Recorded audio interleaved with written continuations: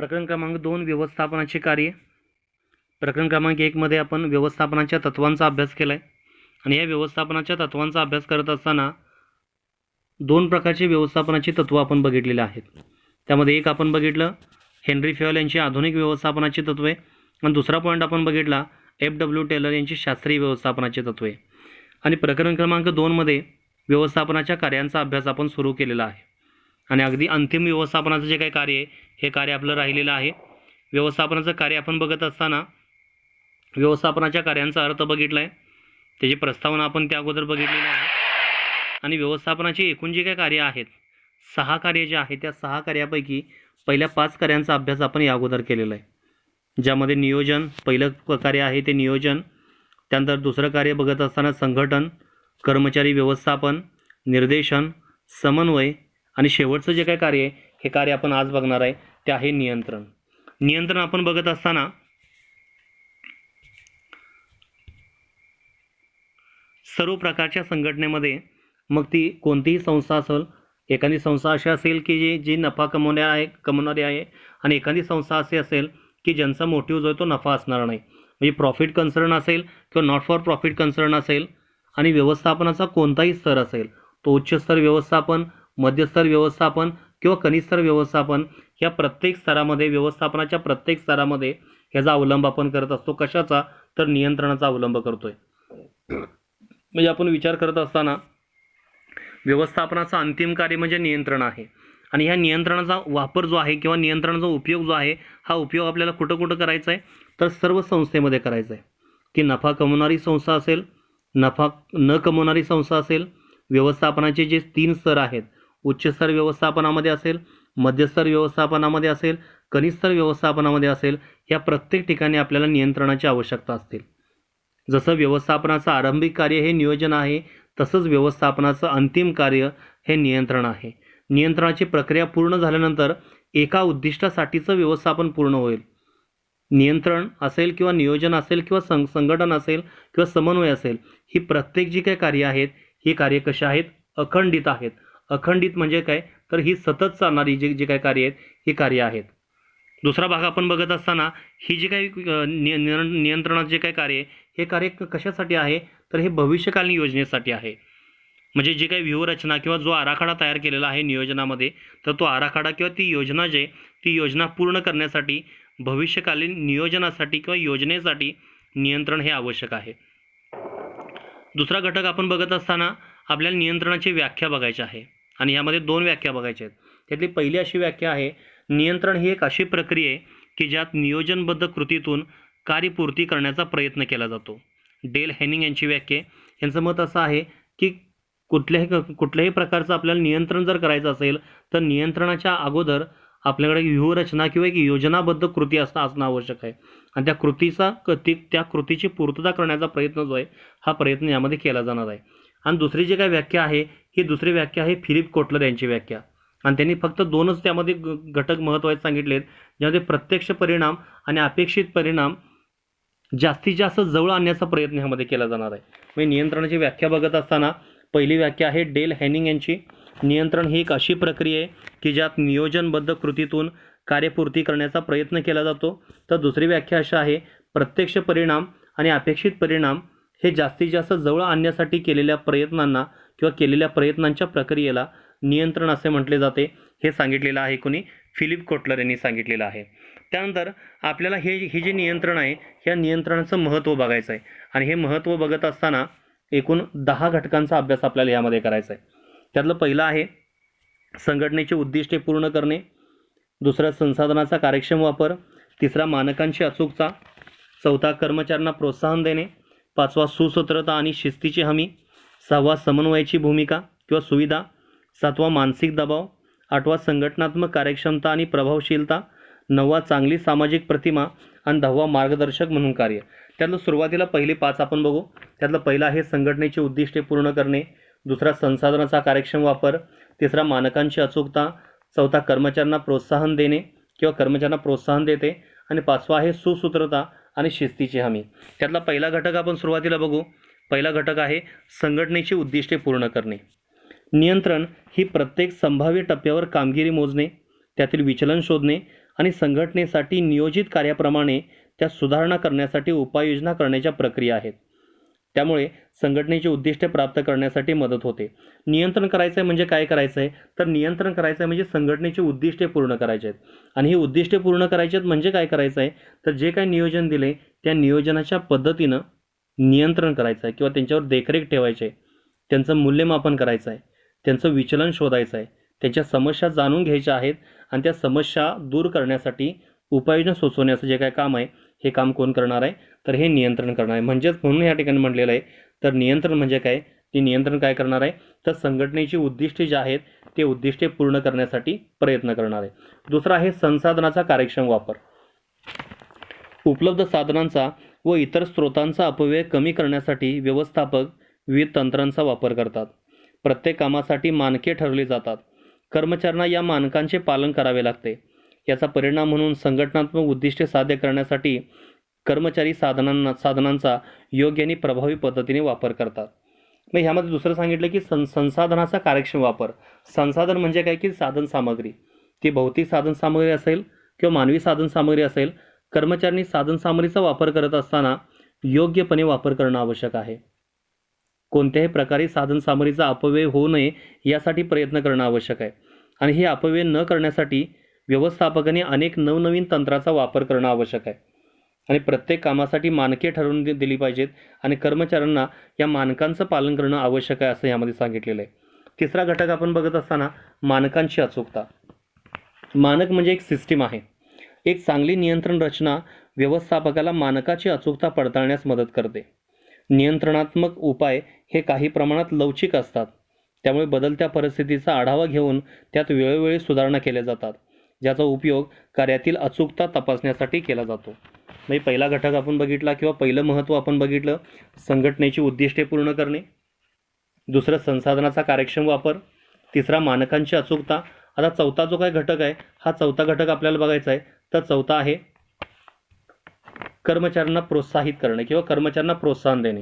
आता हे कर्मचाऱ्यांना प्रोत्साहन देत असताना एकूण 3 प्रकारे प्रोत्साहन दिलं जाणार आहे. एक म्हणजे काय की त्यांचं वेतन वाढवलं जाणार आहे. पहिला जो काही भाग आहे तो आपण बघितलं तर वेतन वाढणार आहे. दुसरा भाग आपण जर बघितलं तर त्यांना बोनस मिळणार आहे. पहिला आहे वेतन, दुसरा आहे बोनस आणि तिसरा आहे पदोन्नती. आणि हे कधी मिळणार आहे की ज्यावेळी कर्मचारी कार्यक्षमतेने काम करतील, योग्य वेळेमध्ये आपलं उद्दिष्ट साध्य करतील, ज्या पद्धतीने व्यवस्थापक त्यांना सूचना देतील त्या सूचनेचं पालन करून त्या पद्धतीने उद्दिष्ट गाठण्याचा प्रयत्न करतील, यांच्यासाठी वेतनवाढ असेल, बोनस असेल किंवा पदोन्नती असेल. हे कामगिरीचे मूल्यमापन करण्याची मानके निश्चित केल्यानंतर त्यांची माहिती कर्मचाऱ्यांपर्यंत अगोदर दिली जाते. यामुळे कर्मचाऱ्यांना काय करावे आणि ते कसे करावे याबद्दलची कल्पना येते. कामगिरीचे मूल्यांकन केले जाते आणि त्या आधारे कर्मचाऱ्यांना वेतनवाढ, बोनस, पदोन्नती इत्यादी स्वरूपात पुरस्कृत केले जाते आणि हे प्रोत्साहन कर्मचाऱ्यांना उत्कृष्ट कामगिरी बजावण्यास प्रवृत्त करते. त्यानंतर पाचवा घटक आपल्याला बघायचा आहे, सुसूत्रता आणि शिस्तीची हमी.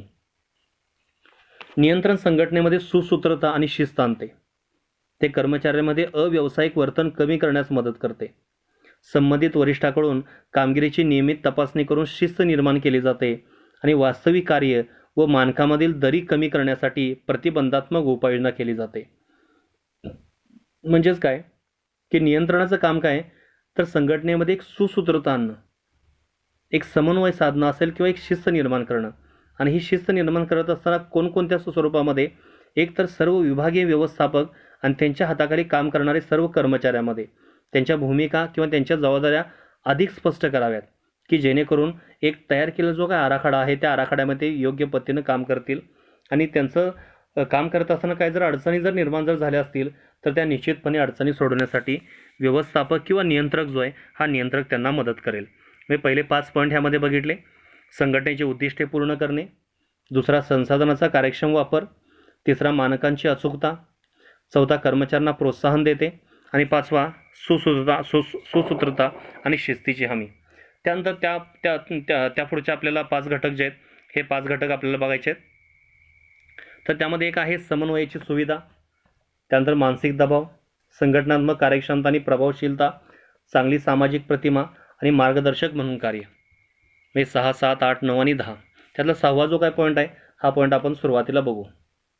तर त्यामध्ये काय सांगितले, तर समन्वयाची भूमिका. नियंत्रण हे असे कार्य आहे की ज्यामध्ये सर्व विभागीय व्यवस्थापक आणि त्यांच्या हाताखाली काम करणारे सर्व कर्मचारी यांच्या भूमिका व जबाबदाऱ्या यांचा स्पष्ट आराखडा तयार केला असतो.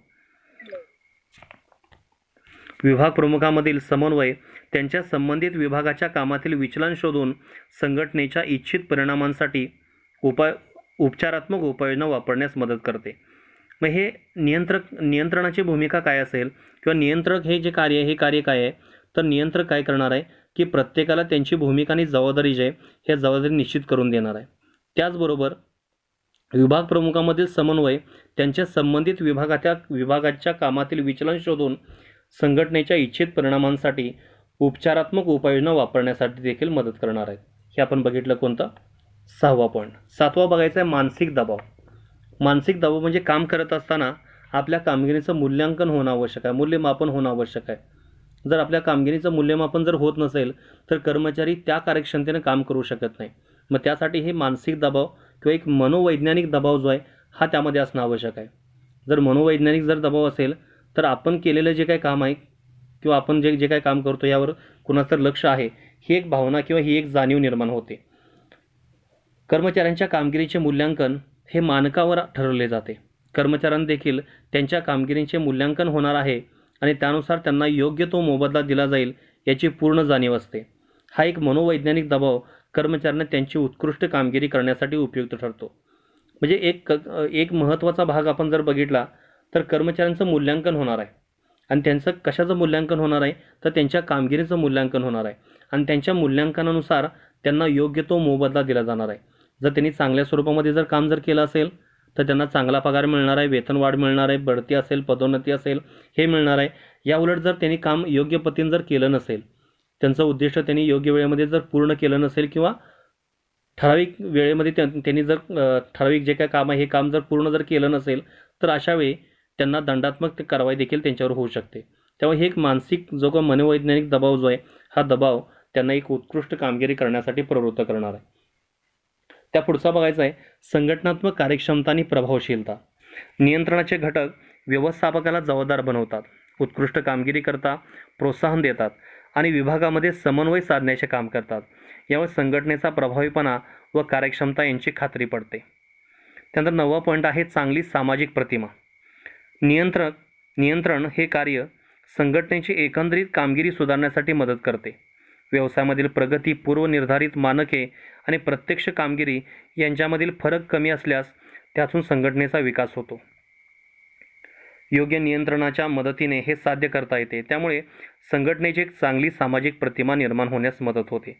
मग ही चांगली सामाजिक प्रतिमा कधी निर्माण होणार आहे, तर ही चांगली सामाजिक प्रतिमा पूर्वनिर्धारित मानके आणि प्रत्यक्ष कामगिरी म्हणजे आपण जे काही ठरलेलं उद्दिष्ट आहे आणि आपली प्रत्यक्ष जी काही कामगिरी आहे यांच्यातलं अंतर जर कमी जर झालं तर संघटनेची प्रगती जी आहे ती प्रगती निश्चित होते. म्हणजे पूर्वनिर्धारित केलेली मानके आणि प्रत्यक्ष कामगिरी यांच्यातील फरक कमी असल्यास त्यातून संघटनेचा विकास होतो. योग्य नियंत्रणाच्या मदतीने हे साध्य होते. म्हणजे आपण निश्चित केलेलं ध्येय आणि आपण पूर्ण केलेलं ध्येय यांच्यातील अंतर जर कमी असेल तर आपल्या संघटनेची प्रगती जी आहे किंवा आपल्या संघटनेचा विकास जो आहे हा विकास त्यामध्ये होणार आहे. त्यानंतर मार्गदर्शक म्हणून कार्य. नियंत्रण जे आहे, नियंत्रणाचं किंवा नियंत्रकाचं काम फक्त देखरेख ठेवणं असं असणार नाही किंवा फक्त मानसिक दबाव निर्माण करणं हे असणार नाही. तर काम करत असताना जर कर्मचाऱ्यांना काही जर अडचण जर निर्माण जर झाली असेल तर त्या ठिकाणी त्यांचा जो अडथळा आहे, त्यांची अडचण जी आहे ही एक मार्गदर्शकाच्या रूपामध्ये पूर्ण करणं देखील आवश्यक असतं. नियंत्रण कार्यात कामगिरींच्या मानक संच प्रदान करतात. व्यवस्थापक आणि त्यांच्या हाताखालील कर्मचारी त्यानुसार कार्य करतात. वेळ पडल्यास या मानकांची मदत घेऊन ते इच्छित यश प्राप्त करू शकतात. अशा प्रकारे कार्य नियंत्रित करण्यासाठी केलेले उपाय व्यवस्थापकाला भविष्यातील कामांचे नियोजन करण्यासाठी मार्गदर्शन ठरतात. मी मार्गदर्शन करत असताना जी काही मानकं आहेत ह्या मानकांचा संच आहे हा, आणि ही मार्गदर्शकाची भूमिका जी आहे म्हणजे नियंत्रकाची भूमिका म्हणजे काय की फक्त देखरेख करायची नाही, फक्त त्यामध्ये त्यांच्यावर सुपरविजन करायचं नाही, तर काम करत असताना कर्मचारी कोणत्या पद्धतीने काम करतात, दिलेलं उद्दिष्ट पूर्ण करण्यासाठी पूर्ण कार्यक्षमतेने काम करतात किंवा करत नाहीत, जी मानकं आपण ठरलेली आहे त्या मानकाच्या पद्धतीने काम करतात किंवा करत नाहीत, ह्यांच्याकडे लक्ष देणं आवश्यक आहे. आणि हे ते कर्मचारी जर काम करत जर नसतील आणि काम करण्यामध्ये जर काही जर विचलन जर निर्माण जर होत असेल, काय अडथळा जर येत असेल, तर तो अडथळा दूर करण्यासाठी देखील प्रयत्न जो आहे हा प्रयत्न करणं आवश्यक आहे. म्हणजे त्यांची भूमिका एक मार्गदर्शक म्हणून देखील असेल, त्यांची भूमिका एक देखरेख करणारा एक व्यक्ती म्हणून देखील असेल. अशा दोन्हीही भूमिका ज्या आहेत या दोन्ही भूमिका ह्या ठिकाणी नियंत्रकाला पार पाडाव्या लागतात. अशा प्रकारे आपण ही नियंत्रक जे आहे ह्या नियंत्रकाचा भाग आपण जर बघितला तर ह्या नियंत्रकामध्ये किंवा नियंत्रण जे आहे त्या नियंत्रणामध्ये एकूण 10 महत्त्व किंवा 10 पॉईंटचा अभ्यास केलेला आहे.